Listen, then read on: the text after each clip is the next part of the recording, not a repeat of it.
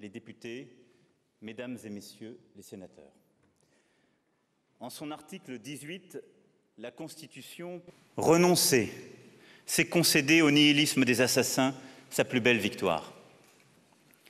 D'un côté, je rétablirai les libertés des Français en levant l'état d'urgence à l'automne, parce que ces libertés sont la condition de l'existence d'une démocratie forte.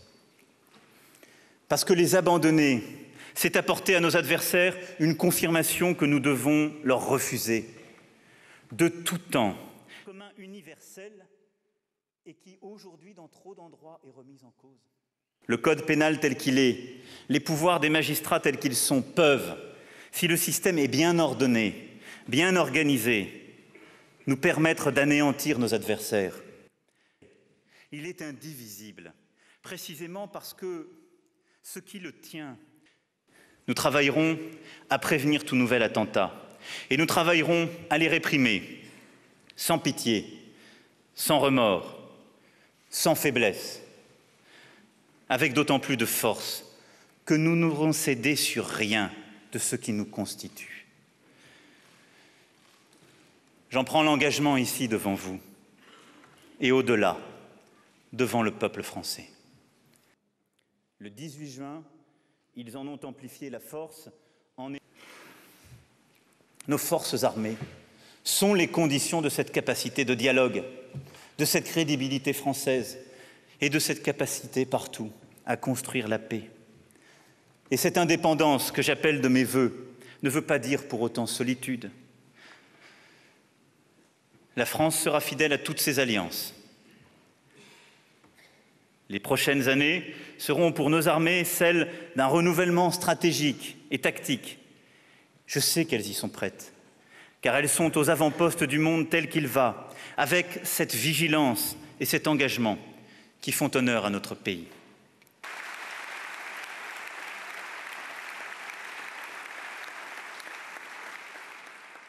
Aux effets de dislocation qui sont à l'œuvre et qui ne sont aucunement... Pourtant, l'Europe est chez nous autant que nous sommes en Europe, parce qu'il est impossible de penser notre destinée continentale autrement qu'au travers du projet européen. L'Europe, c'est nous. C'est un projet de paix, de liberté, de progrès, qui a été pensé et agi avec courage par des générations qui nous ont précédés et avaient vécu la guerre. Et nous voudrions aujourd'hui oublier tout cela. Considérer que, face aux divisions, face au Brexit et à tant de soubresauts de l'histoire, la réponse serait dans une diminution encore supplémentaire. Aux effets de dislocation qui sont à l'œuvre et qui ne sont aucunement... Il revient à la France de prendre l'initiative, et je souhaite le faire dans les prochains mois, grâce et par le travail étroit que j'ai d'ores et déjà engagé, en particulier avec la chancelière d'Allemagne.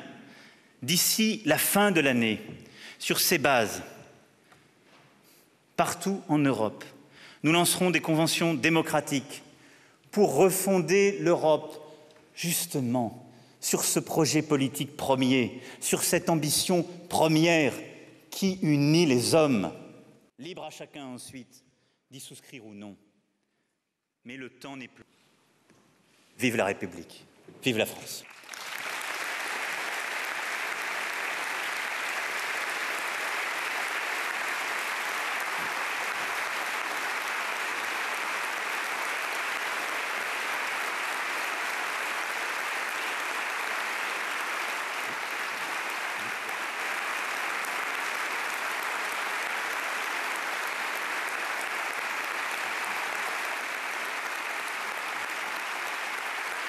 C'est suspendu pour quelques instants afin que je raccompagne le président de la République.